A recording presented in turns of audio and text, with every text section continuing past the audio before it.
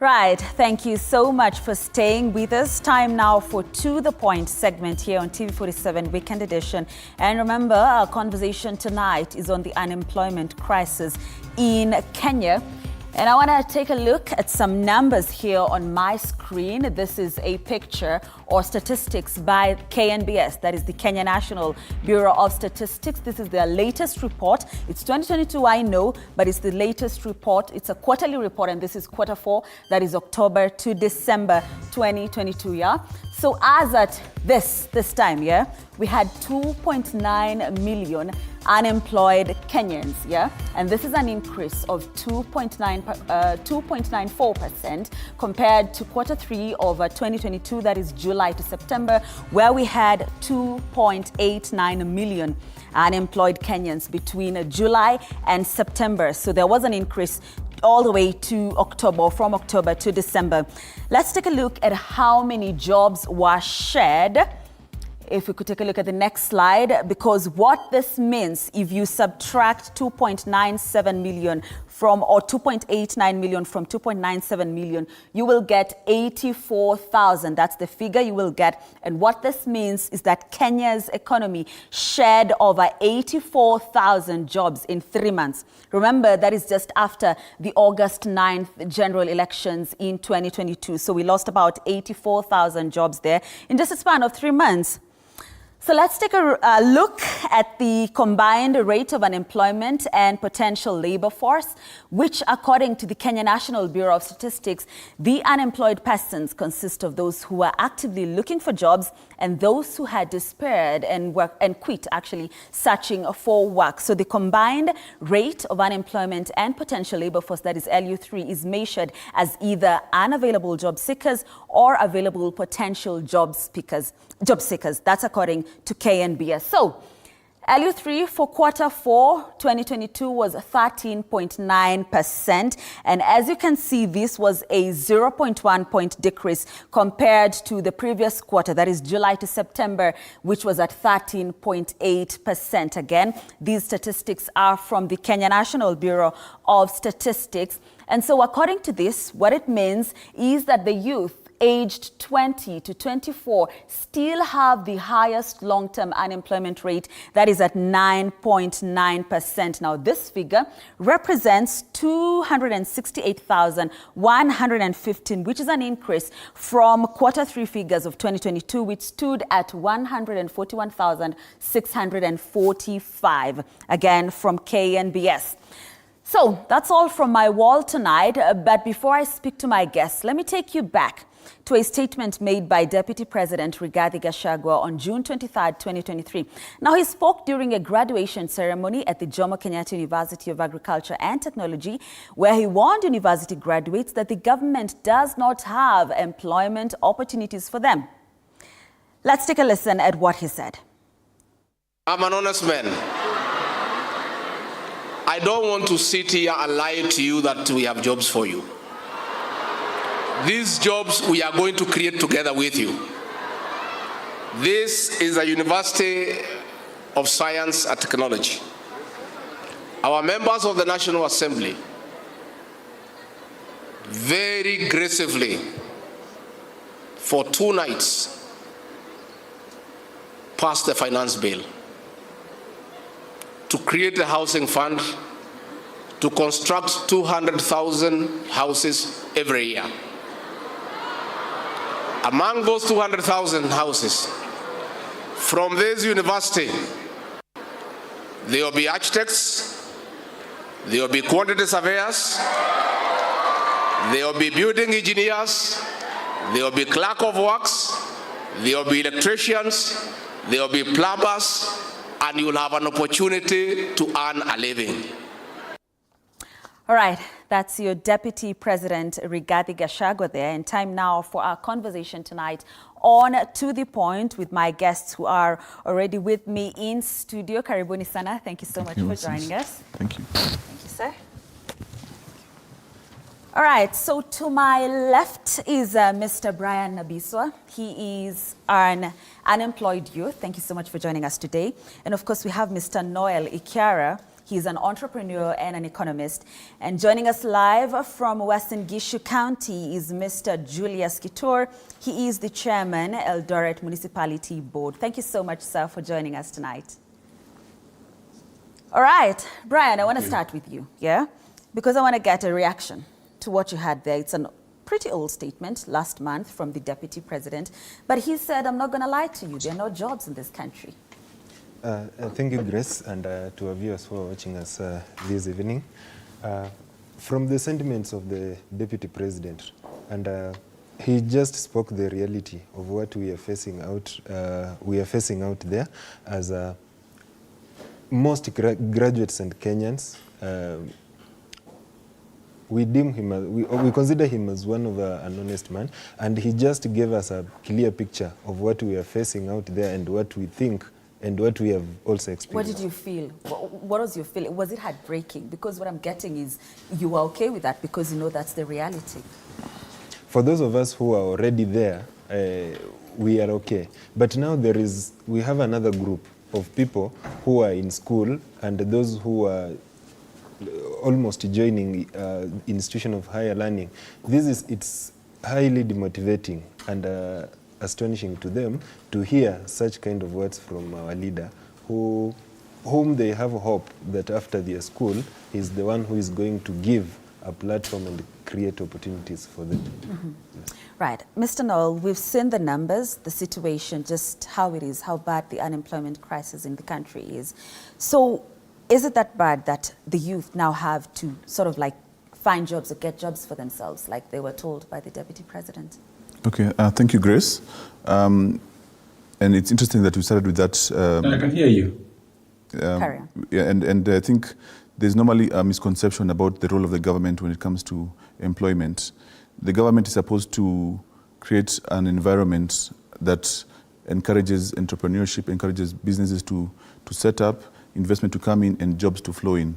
So the government only would have direct input in employment when it's coming to civil servants. So there's normally that perhaps a misunderstanding or a miscommunication that the government is supposed to create jobs directly, but they're supposed to create that conducive environment. Has that been done? In this regime, or because I think from what I've seen, the regime is just under 1 year in. They have, I think if you look at the manifesto, they had quite some ambitious and, in my opinion, looked reasonable policies. But of course, some of them may take time. However, Kenyans, you have to live in the moment and things are difficult. And of course, Kenyans have the right to ask questions and to make their pleas to government. But the government also needs to communicate clearly what they're supposed to do, what they're doing, and what people should do at the end of the day. All right. Mr. Julius, let me rope you in the conversation because you have a proposal. You are proposing that unemployed youth that is below the age of 45 get a monthly stipend of 15,000 Kenya shillings. Talk to us more about that. Thank you very much, Lydia. I think after doing some research, I found that the only problem that we have in this country is almost percentage of youths, maybe 50%, about 50% of the youth in this country. Most of them are learned. They have degrees. They have certificates. Even most of them are professionals in different fields, but there is no employment. And I'm trying to come up with a proposal that we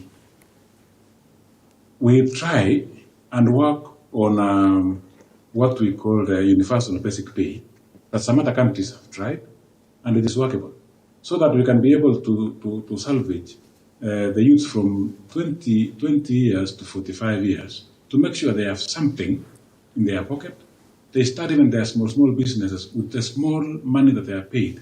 I proposed 15,000 after doing some arithmetics here. Lydia, I think what we need to do, seriously, and I am trying this together with what people are earning in this country. Number one is some people are earning more than enough in this country, and some are earning nothing. So we need to come up and have a middle ground for everybody. Because if we leave these youths the way we are leaving them today, even if you educate yours because you have money or you are able to educate them, there is nowhere your kids also or your youth, your children will enjoy their wealth. Right. Because everybody is poor. Right, Mr. Julius. I'm proposing that Hold on. even the earners of 1 million or 2 million shillings in this country. All right, Mr. Julius, and it's Grace. It's Grace Correa. So I want to get how this will work. Because when I put it out there that we're going to have this conversation tonight, the question many people were asking is how practical is it? How is it going to work? How are you going to identify the unemployed, the truly unemployed people? I mean, anyone can just show up and say, I'm unemployed. How is it going to work? What criteria are you going to use? Number one, Grace, is you can find that nowadays with e-transactions, electronic transactions, you can be able to identify everybody. That is easy. Number two is we have to know, you know when you say a bracket of 20 to 45, we'll know who was unemployment or who was no job. That is very easy. And those ones in the university, already some of them have loans, like help loans, which they have to repay it back. And some doesn't have anything. Even in colleges, we have some in TVETs, and those are youths between 20 and 29 years. We can separate and say those ones who are working in an internships in various institutions in this country can be factored in, like they're also being paid something, because interns in Kenya are paid maybe a minimum 10,000 shillings, most of them in our institutions. So for the remaining ones, if we work out and say, let's say we have 7 million youths who are totally unemployed, and we have those ones in colleges, almost another 7 million of them, totaling to 15 million. So let's come here and do some arithmetic together and think together that if we come up and reduce the number of projects we are doing in this country, like we are building a lot of roads and people have nothing to eat nothing to earn. Right. We are building so many other projects. If we tie up this one with what the president is doing now about affordable housing, you look at affordable housing and people are trying to complain. Somebody who is employed is complaining as if they don't have even those children who will live in those houses. You might be having your house at home, but your son or your daughter doesn't have any. So they'll just end up living in those ones. That's another advantage. If we pay these people, they can be able also to be homeowners. Right, Mr. That is one Julius. thing. And the way we are going to get this is streamlining and cutting down on earnings and expenditure in projects. All right. I'm not saying we kill the project, but I'm saying we cut down on them. I was trying to calculate and see. All right, so we're due for a break, but before we do that, Mr. Julius, I'm saying we're due for a break, but before we do that, in under 10 seconds, just a clarification. So this proposal is for the whole of Kenya, yeah? Not just to us in Gishu County?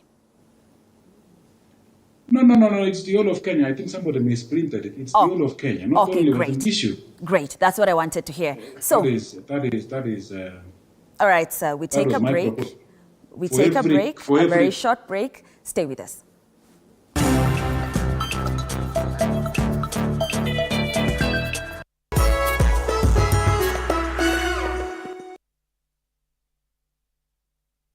Long kama miaka 2 hivi, ile tu kucheza tu, naona watu wanashinda, mimi nafikiria maybe siku moja nyota yangu itaonekana. Ndio hiyo siku Saturday nikapiga. The news that matters the most is the one that hits close to home. When disasters strike, we are there to inform you.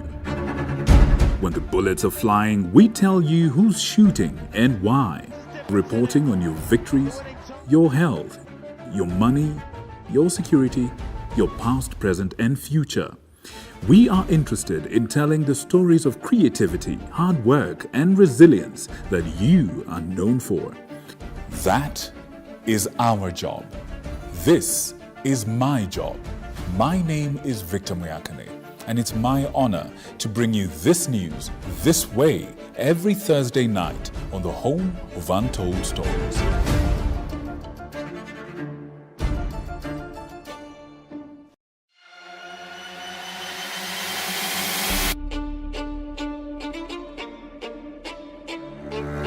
Katika majengo haya, hapa ndipo sheria zinapotungwa na zinapopakuliwa. Nitakuletea viongozi mbalimbali, mirengo mbalimbali, wote kwa pamoja wakipika na kupakua. Tutawapa nafasi kuweza kuangazia changamoto na mafanikio ya ugatuzi katika ukumbi wa siasa kila siku ya Jumanne kuanzia saa 1 kamili na kuendelea.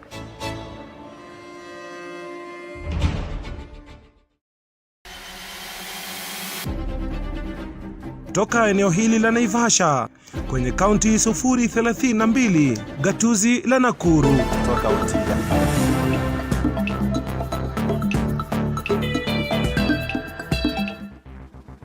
Right, thank you so much for staying with us. So Brian, I want to start with you because you have heard what Mr. Julius there says, the proposal he has, and you are 30. You're okay with me saying that on air? Yeah, sure. You are 30, so you're within that bracket that he talks about, 20 to 45. 15,000 per month. What do you think about that? Okay, that one depends with where you are. Now, even here, for those people who basically are in urban centers, that's not even near to their rent. So that is totally not enough. Maybe for those people who are towards the rural areas, it might sustain them. Wouldn't it be good for a start? Okay, you know, it's good, but now you are getting that 15,000 as per his proposal. Is it sustainable on your end? Because you will be waking up, going for work, but are you sustaining your needs? Take for example, there is fare, there is rent, there is food. Is that enough with the current economic situation? I think it's totally, or it's way below what should sustain someone, depending on where you are. For those people who are in rural areas, it's okay. Right. Yeah. Keep in mind, it's just a proposal. Yeah. What do you make of this proposal? Because I know you have so many questions regarding it. Yeah. I think just my initial reaction is that one of the challenges of such a proposal where you're giving direct cash to, let's say, unemployed people is that accountability is very difficult, because once that money is released to them, you cannot tell whether the money was used for production. Yeah, because what we're saying is that money is supposed to go towards a productive aspect. Is it enabling you to either get a job, which will increase your income, or it's enabling you to start a business, which again will increase your income and possibly even lead to creation of jobs. The thing is about direct cash to individuals is that once they receive the cash, it's their prerogative how to use it. They may use it for personal, which we all have personal needs, but the question is that is consumption as opposed to, production or investment, which should actually spur economic growth. So the challenge now, the main challenge you'd have with that is that accountability and how measuring the impact of that stipend in the economy at a macro level. So that's where the challenge may be. Right. Mr. Julius, another question that I'm getting from our viewers tonight is, where will these monies come from, these resources? Because you're now talking about 15,000 per month for every Kenyan youth between the age of 20 to 45. Of course, that is every unemployed Kenyan youth. Where are these resources going to come from? Number one, Grace, I told you we need to agree and cut down on some of the projects that we are doing in this country.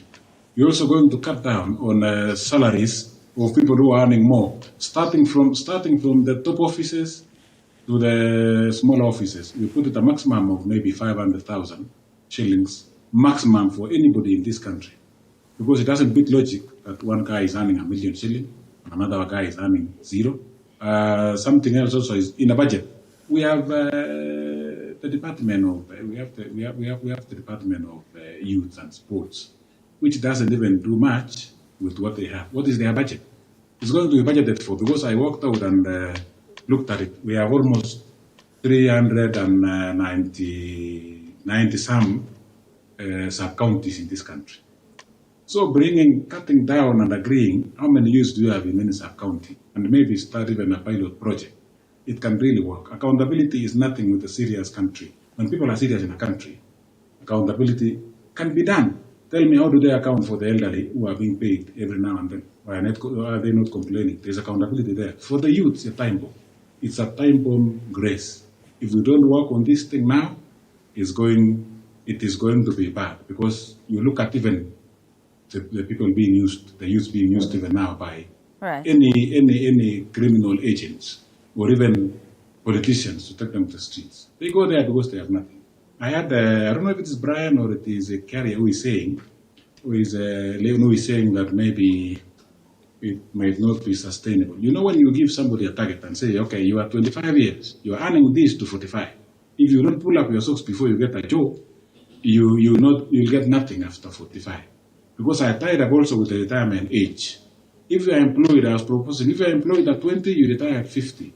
If you are employed at 30, you retire at 55. Right. And if you are employed at 45, you are given only 10 years to work in formal employment. And it will really streamline this country, if only we are very serious. Right. I went to a country, Mr. Julius, I'm going to have to interject and cut you short, because we do not have much time and I need to get more from my guests here in studio with me. So apologies for that. But Mr. Noel, that is his solution, his proposal. Let's talk more on other solutions to this, because we are here. Unfortunately, we are here, where one can go to school, to campus, study for so many years, 5 years, get out, and there are no jobs. Gone are the days when actually people would get formal employment while still in campus.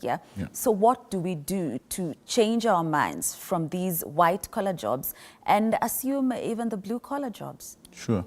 Thank you, Grace, and thank you, Julius, as well, for his contribution. One of the things, and it's a concept that is, I think, generally out there, is this shift from having a fixed mindset to what's called a growth mindset. And a fixed mindset is what you talked about. I've gone to do a course, this is what I'm studying, and this is the career I want to take. And that is fair enough. But now we live in reality, as you said, and the economy or the system might not be conducive or might not be working, and therefore you need to adapt. And you know, even the theories that are there about the fittest are the ones who are able to adapt in the environment, however crazy it might be. And COVID also taught us that. So what we need to encourage Kenyans and the youth, and Kenyans are fairly innovative, is that we need to adopt a growth mindset. Yes, what we may have wanted is not working, but we still have to move on with our lives. And that's why what I would say is that we need to look at the opportunities that are there. Kenya has a unique opportunity in terms of our in the region, in Eastern Africa. We're one of the most stable democracies relative to the others, and we're one of the best literacy levels, and also things like language or English or accent is recognized to be one of the best in the region, and those attributes could help Kenyans get jobs that fit our skill sets and our needs. So those could fall into things like service-led industries. So, for example, we know the call centers that are there, like in India, supporting big companies. Those are things Kenyans can do because our English is good, our accent is good, and our literacy and education is good. Right. Other things like farming, which is something that I also am involved in as one of the things that I do. We know it has a multiplier effect in terms of food security, but also in terms of creating jobs, and those are areas that people may need to consider as well. But generally, Kenyans are innovative, and with access to technology and the digital platforms that we do have as a country, we have access to other opportunities even beyond our borders. Right. Brian, is that advice that you're willing to take? Because you cleared campus in 2018, pursued a Bachelor of Commerce and Accounts, but nothing yet regarding that field or in line with that field to date. Are you willing to go the road that Mr. Noel is talking about tonight? Yeah, it's very true. Any kind of advice, it's worth taking and consuming, putting in practice. But I will really relate it to a Swahili saying which always says that ganga za mganga humwacha mgonjwa akiwa na matumaini. Advices, for example, to unemployed unemployed youth. We've taken many, we've put in practice, but there is one thing which is lacking on our end, is the environment. Yes, it's true, you've studied accounting, you've tried to knock for so long until you are tired. You find that there is no opportunity or there is no space for you. You will result, as he said, looking for another opportunity. Now, looking for that other opportunity, is the environment favorable for you, or you're having the resources to take you to another level? It's not easy as well. I'll give you an example. For a graduate, I'm taking an example. A good chunk of those people who are unemployed and totally doing nothing, there are people whom even their background itself is not that favorable. The person who has graduated and he has struggled even himself to get the school fees, is he going to sustain his nice idea and put it in practicality, or to self-employ, do business, implement a given idea? It's not easy. Yeah. So these are some of the challenges we are having. After going through the education system, you have skills. You can do anything that can give you an income. But the problem is, are there resources?